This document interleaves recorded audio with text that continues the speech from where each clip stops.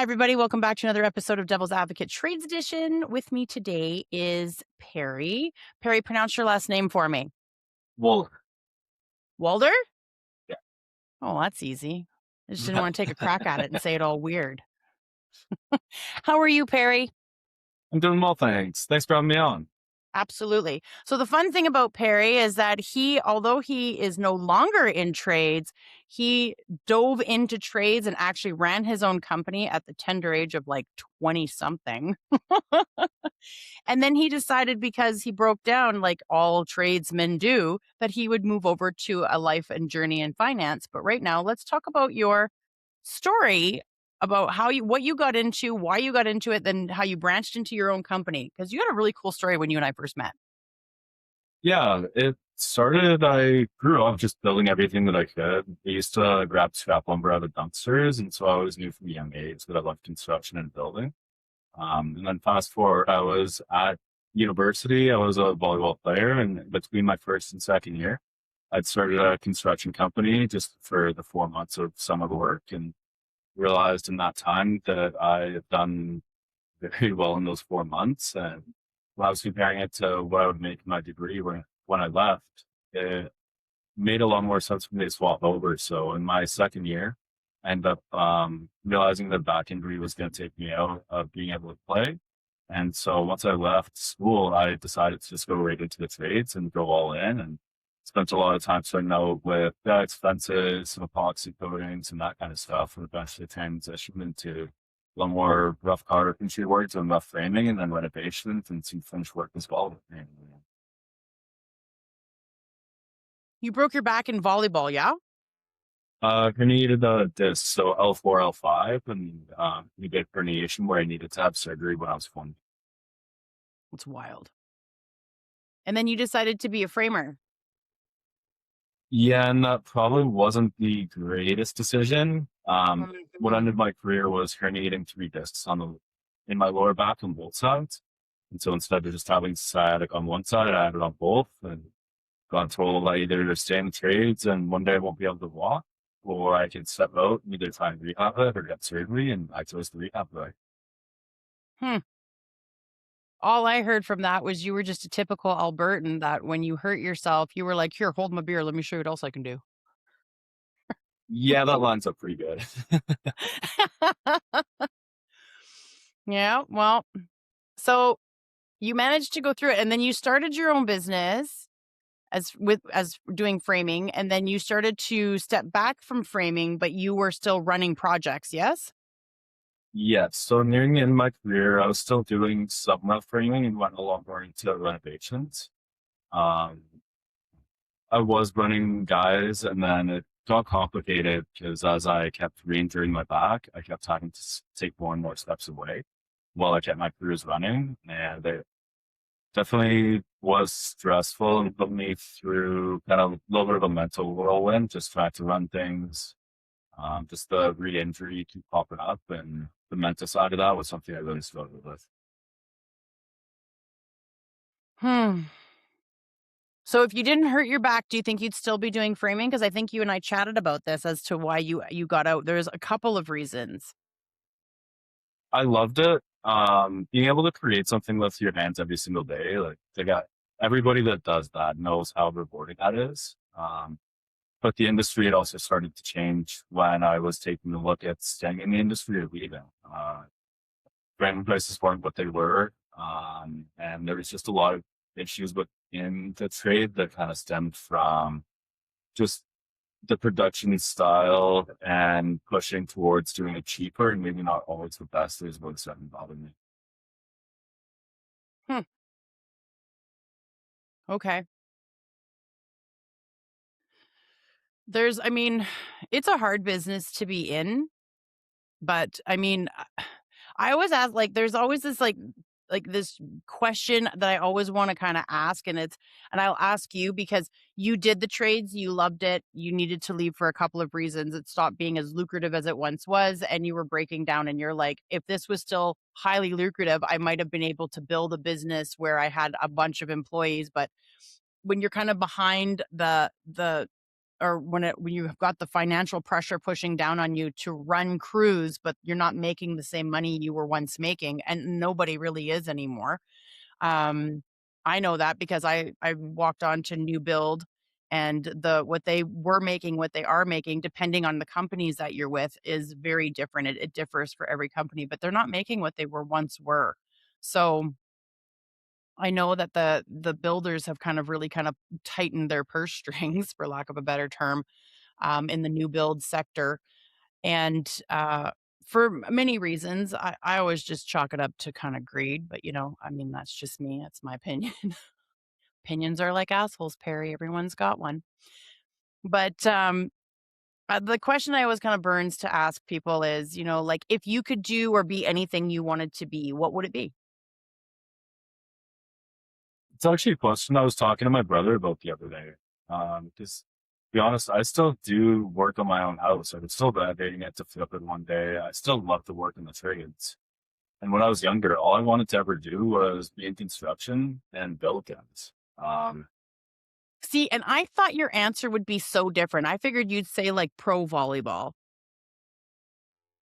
it would have been cool to go overseas and play pro volleyball, but at the end of the day, I knew that once I had transitioned into playing volleyball, that if I wanted to go and play pro, it wasn't ever going to be what it is today.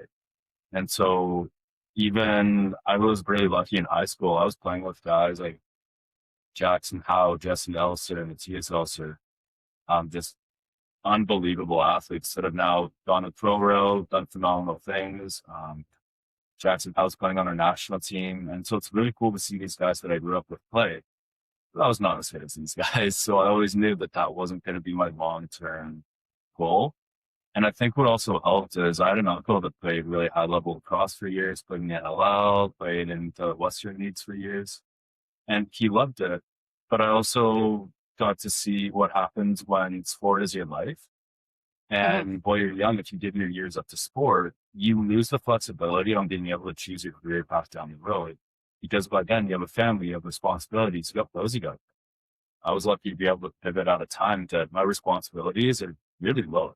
If somebody doesn't eat, it's me. I'm not worrying about my kids. And I think that's why the pivot happened. What I love about what I do now is I just get to understand where people are trying to go and help support them and get it. Well, that's good. So, and that's kind of where you transitioned into your finance aspect too, right? It's still the advocacy for the trade sector, helping them kind of do their thing and help them save some money.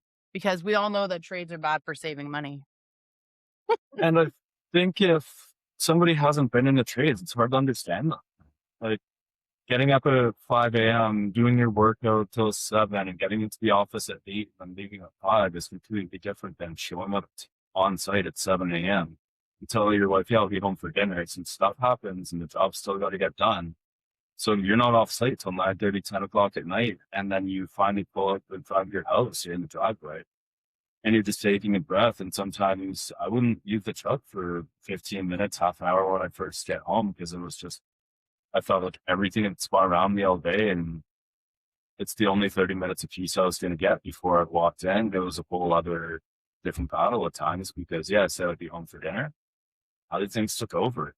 Plasma trades work really, really, really hard and they're really misunderstood. And a lot of the times, from what I've seen in the industry I'm in, it breaks my heart, but they're not treated with the respect they deserve. Yeah, I understand, and I totally agree with you that people don't understand the amount of time and effort that puts in. So there's this lady on online, and she's so funny, and she talks about being married to a trades guy, and it's so impeccably accurate how she captures what kind of person and persona ends up, is the ultimate trades guy. And it's really funny, like she talks about how, that they'll risk their life for a $14 problem, And it makes me laugh because I have a significant in trades and I think about that. Michael was also in trades, or my producer that you met earlier, he was also in trades as well. He did HVAC and he's working at Heights. So and it's true, you guys, like, you will risk your lives for a $14 problem, and it made me laugh when she said things like that, or she's like, they'll fall asleep with like something in their hand and wake up like 45 minutes later and like haven't dropped their phone or their drink. And then it's like, powered down for scheduled maintenance. Now they're ready to go for another 4 hours. And I'm like, accurate, accurate. So it Yeah. makes me laugh because you're absolutely correct that people don't understand the day in the life of a trades guy or girl and the hours that they put in. So the last thing they're really thinking about is how to save. They know that money's coming in, they know that money's going out, they know that everybody's okay, and they're tired. So it's kind of like everything else is kind of just like lackadaisical in their head because they don't want to put any more effort into thinking about anything else than they need to. So if they have somebody that can come to them and say, this is what you need to do, and this is why, and it automatically comes out of your account, and you'll be set for life once you get to this point, and you can retire and not worry, a lot of guys are like, yeah, sounds good. So it's a good thing, especially life insurance, because there are things that can happen in the trades. And I mean, like I had a guest on my show that kind of did something similar to you, except for he was a welder and he had, a near death situation that got him out of the trade. So he couldn't go back. But he thought to himself, what if I had passed away, like as a young guy, like my wife would have been left with almost nothing and she would have had to figure it out. And that's not fair either. So those are other aspects too, is making sure they have proper life insurance. Life insurance and even critical illness and disability are always good things to think about. Like coming out of the trades, I did not love WCB. Their coverage isn't great and it ends. So if you have an injury that takes you out of a specialized profession that you've done your entire life, you could have been fantastic at that. But maybe insurance qualifies that, hey, you can still push it through. So you're able to be on site. That's not the same type of income. It's not the same type of being able to support your lifestyle. It's Yeah. very different comparative. And guys deserve to know their options versus finding out after something happens. Yeah, I agree.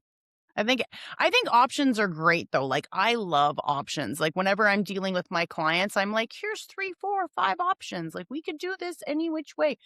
So it's kind of one of those things where I get kind of excited about having options because I think when people are pushed in one direction, there's a lot more like that brandish feeling. You know what I mean? Where people are just, they're not happy. That's where the buyer's remorse comes in more so. They're like, oh my God, did I do something right? Funny story. So I actually have different like life insurance and like TFSA products.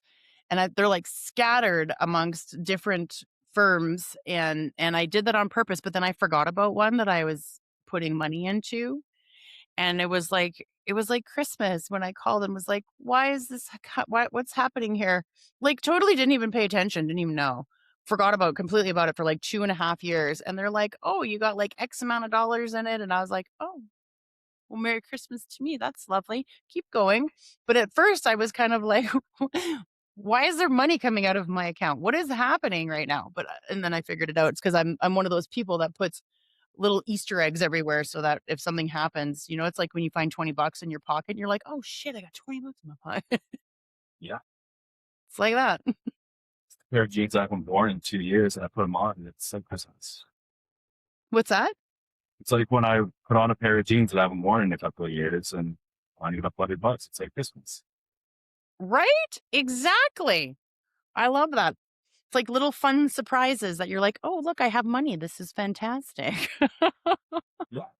So I agree with you. Is there anything that you would have changed if you could, or are you someone who kinda, like, lives in the moment of, "I'm perfectly content how everything kinda panned out for me, and I'm moving forward, and I'm content," or are you kind of like a, "It would have been nice if maybe I did this instead of that?"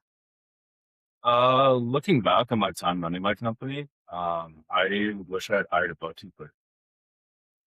It's one of the small things that I look back on, and for the amount of time that I put into doing my bookkeeping, I was the most expensive bookkeeper probably in Canada at that time because I Mhm. was making so much money when I was on site. And then now I'm having to spend all these hours after when I'm burnt out to organize my books and get ready for tax season. And I was bad for keeping numbers in my head. It worked for me until I needed to show people what was going on. And then I couldn't. And so it would turn 12, 14-hour days into 16, 18, 20-hour days. where Hmm. now I'm having to sit in front of a computer at the end of the day. And I really didn't have the energy. I really didn't want to.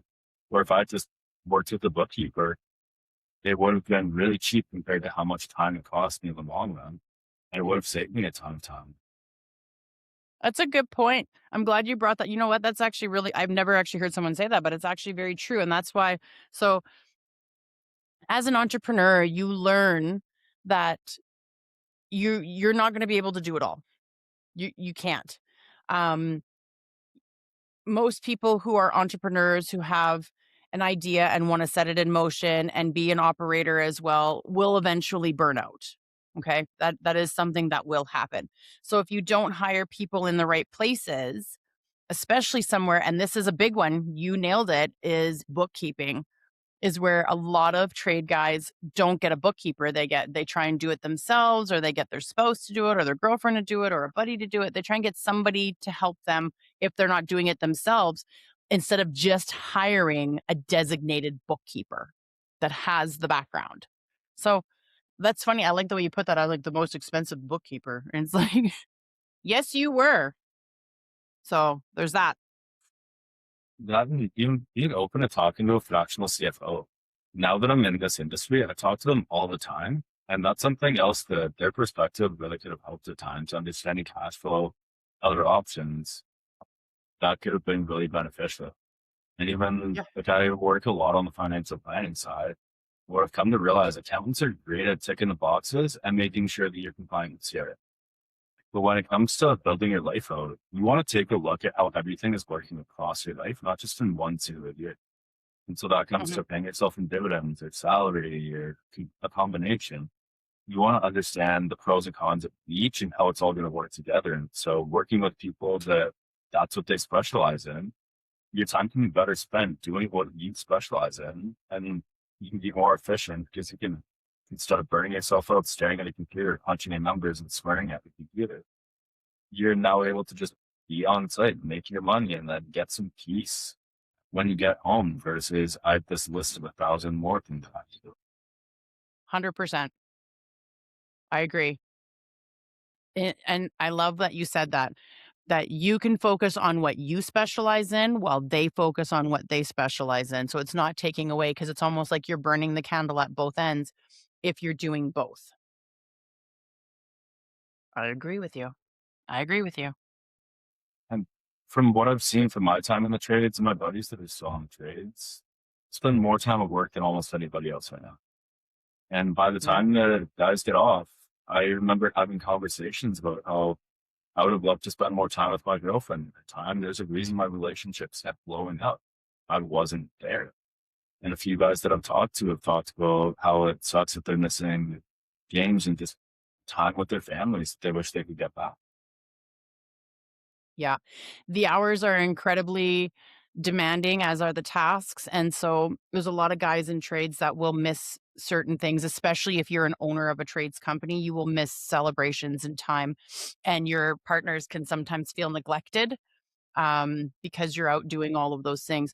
I'm kind of a different cat because I'm in the entrepreneurial world. So I'm kind of like, if somebody, regardless of gender or sex, is out grinding and doing what they need to do to provide an amazing life for somebody, and the only thing the person can do is say, "You don't give me enough time. You don't spend any time with me. I'm so sad. Woe is me." I kind of, my opinion of that is like, then you're not the one for me. Because if you can't stand with me while I build, and, you know, be able to be happy with the life that I build for us and our future children and whatever, then why are we doing this at the end of the day? That's always kind of been my thing. My approach is that, I think that people's expectations of each other sometimes are a little bit unrealistic. Um, because it's like, you want all of these things, but how do you think you're going to attain them if I'm not doing this? Right? I'm sacrificing time with you to give you the things that you want, because that's a lot of times how men are programmed, is protect, provide. And then when a woman says, well, because women are wired differently. We're like, well, we just want to spend time with you. We just want to sit down with you, and you're too tired and you're grumpy. And you're like, yeah, I just work 16 hours. I don't want to talk to anybody. I'm all talked out for the day. So, but it's like a double-sided coin, right? So it's like two sides of the coin. One side is, yeah, you should want to spend more time with your kids and see them grow up and see this and see that. But then at the same time, the person has to put the expectation on themselves of, what is it that I'm willing to do and not do? How much am I willing to make or not make? And am I okay with that? Because if you're someone who wants to reach for the stars and be the millionaire, billionaire, whatever, then yeah, you're going to be lonely. That's going to be something that happens. If you're someone who wants to be, a millionaire, or less, then you probably have a better chance of being a part of more of those occasions versus not, right? So I hear what you're saying. It comes back down to, spending quality time and doing the things you want to do. So you have to decide for yourself what you're prepared to do, because I don't know too many people that make really big money and have the time to spend with their family every moment they want them to. It's just not in the cards. It's one or the other. You pick and choose. They have time to spend, but it's not always in the moments that the family's like, I want to do this today. Well, that's not going to happen today. You can do that. Please enjoy yourself, but I'm not going to be able to participate. And a lot of people get really upset about that. I don't know. That's my opinion. No, I agree. When people are building something that they're wanting to get to a certain magnitude, there's an element of balance isn't attainable. You have to be all in, and you have to really commit to it. And that takes a lot of dedication and hard work. And I think at times partners do need to be more understanding of it, because the sacrifice is being made in a way that sometimes isn't fully understood. And to be able to dedicate yourself that hard for that long to build something that you're wanting to grow and build for whatever reason you're doing it, that needs to be respected. And I also know some guys that they work really, really hard while they're working, but they also said, okay, this time that we have scheduled, this is my Mhm, time with my family. And then they treat that as almost another job, so that when they're on that site, they're completely engaged. mhm. And at the end of the day, I can't say what works for everybody. Like, I'm still figuring out what works for me. Yeah. But I would also love to start to hear that when I'm talking to my buddies in the trades, they're like, hey, like my girlfriend was super understanding. She thought that I was exhausted. And I came home and there was dinner. Or like, hey, my husband came back from his job and he was talking about how great it was with him doing sales. And it was just a really hard day for me. And when she says that I was with one of my friends this past weekend, and she was talking about how her partner knew she was exhausted. And so he had ordered from a favorite place when he knew that she was leaving. So the food arrived basically 15 minutes after she got home. And then he had this dessert prepared. And then they just got to have a night together that didn't take any effort really on her part. They got to spend some quality time for the 45 minutes before she was asleep, and then wrapped up Vanessa. It's Hmm. really cool to see that people are wanting to work together on these things, especially with where our country is at. Nothing's cheap, nothing's easy. Agreed. Agreed. 100% agreed. 100%. Okay, so I've been told a fun fact, just so you know, that most people, and Michael and I always go over this, but a fun fact is that most people listen to podcasts that are approximately anywhere from 15 to half an hour. So 15 minutes to half an hour. So we're coming into that sweet spot. So I'm going to cut you off, but because Michael and I always go over, because when we do our hard hats, hard truth, and I'm like, I don't think anyone's listening to us, but apparently it's like the highest rated point, like of my show, is when everyone listens to me and Michael banter between each other. And we're 45 minutes. So I want everyone to listen to what you have to say and hear your story. So we're gonna wrap up. Is that cool? Yeah, absolutely. Awesome. Thank you for being on Devil's Advocate and sharing your story, because I love stories like yours. Thanks for having me, Lisa. Really appreciate you having me on, and look forward to talking to you again soon. Absolutely. Okay, everybody, you guys have a wonderful week and don't do anything crazy.